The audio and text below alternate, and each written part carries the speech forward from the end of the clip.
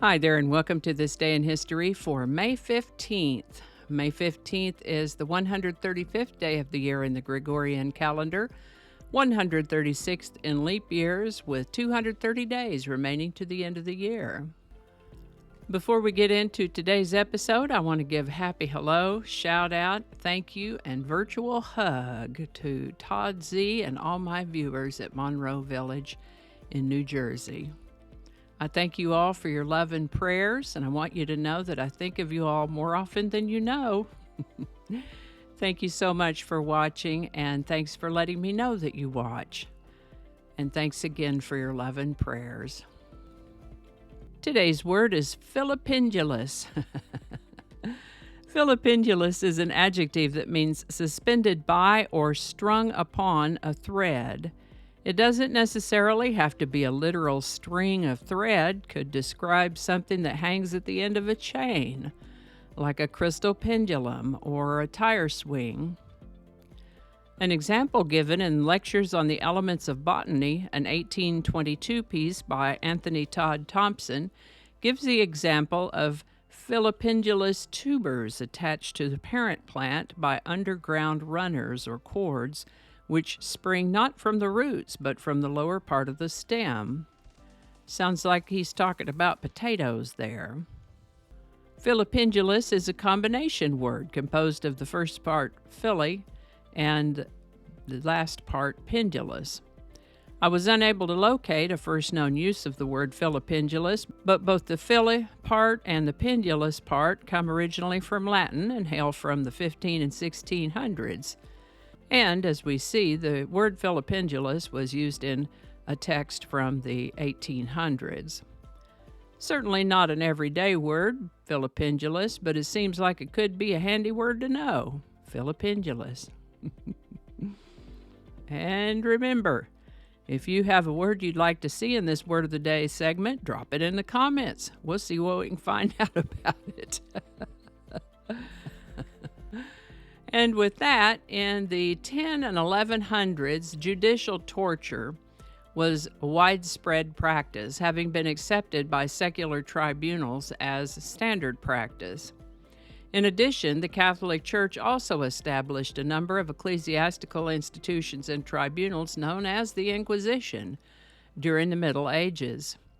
To combat dissent and heresy under the premise that heretics were murderers of souls as well as robbers of God's sacraments and of the Christian faith, on May 15, 1252, Pope Innocent IV issued a papal bull, ad extirpanda, that authorized the use of torture to coerce presumed heretics into confessing their errors and of accusing others, similarly to the way thieves and bandits were handled in secular courts. The Pope did say, though, that this torture should have limits and that the inquisitors were to stop short of danger to life or limb. It was to be used only once, and the accusations against the accused should be considered to be almost certain by the inquisitor. Torture was sanctioned in the case of presumed heresy because they had the mistaken idea that physical pain would force heretics to repent of their sins and return to the Catholic faith. Incentives to carry out this sort of business included giving the state a percentage of the property confiscated from convicted heretics, and the state then would also assume the burden of carrying out the penalties. So the presumed heretic is accused, tortured by the inquisitor until a conviction is achieved, and then turned over to the state to be punished, as if being tortured for a so-called confession wasn't enough. I won't burden you with any description of some of the methods of torture other than to say it's called torture for a reason. Fortunately, public opinion and social norms have evolved somewhat since then, and such methods today would be seen as incredible human rights abuses and violations of basic principles of justice.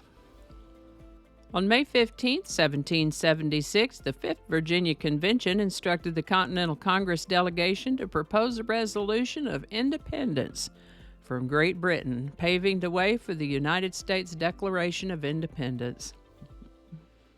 Coming right up. This is the birthday of American novelist L. Frank Baum, born May 15th, 1856. Best known for having written The Wonderful Wizard of Oz and its sequels. He lived to the age of 62. Now, I've started taking clips from some of my videos to make shorter single subject pieces of them, and those are posted in the playlists like the How About That playlist or the There's a Word for That playlist. And if they're short enough, they might show up in the hashtag shorts playlist, but I have a tendency to get a little chatty sometimes. So if they're longer than a minute, then they'll be in those two playlists. Today's song is That's the Way Love Goes by Janet Jackson. Released less than a month previously in April of 1993, this one was written by Janet Jackson, Jimmy Jam, and Terry Lewis. Sultry and hypnotic, That's the Way Love Goes did really well worldwide and in several genres, and we find it today at number 1 on the Billboard Hot 100, where it held for 8 weeks, the longest-running number 1 single of any member of the Jackson family on the Hot 100. The song has been covered by a number of other artists and has served as inspiration to others, and I have a link to both the official music video that has an entertaining dramatization to go with it and a link to just the song, which would be more the way we might have heard it on the radio in 1993. That's the Way Love Goes by Janet Jackson. Number 1, May 15th, 1993. Links in the description. Alrighty, thank you so much for watching. Consider subscribing if you haven't already. Feel free to share this video with a link in your email, messaging, or social media. If you enjoy this series, you can check out the playlist that contains these videos. I'll put a link to that in the description. That description lives on YouTube, so for other platforms, I'll include a link to my blog page that's called No Really. You can also find me on Rumble, BitChute, and Odyssey. All those links in that description. Alrighty, that's all I can think of right now. Thanks again, and I'll see you next time. Hi there, and welcome. Oh, get your microphone. Okay, hold on. We're definitely going to edit that. Oh, I've got the bricks behind me. I want the flowers. Let's put the flowers behind. No, the bricks should be good because I don't know what's going to go in this big part. Okay, never mind. Where were we? Alrighty, back to work. I think we got it this time.